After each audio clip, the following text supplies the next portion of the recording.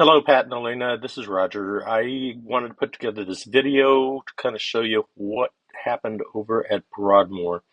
As you can see, this is the old unit. It was like 30 something years old, according to Jeff. Did not have an emergency shut off, which is required by code now, which is the electrical connection you'll see later.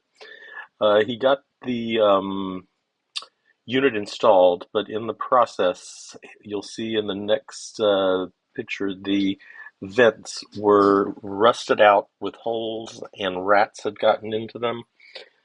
So unfortunately, the tenant was there and she heard about this, and it was just this tenant is difficult, to be honest with you. But I ended up having the vents replaced. It was not part of the original estimate. I didn't see any choice to be able to do so. Here is the new electrical shutoff connection, which is required by code, and the new unit. I will send you a link to this in the email.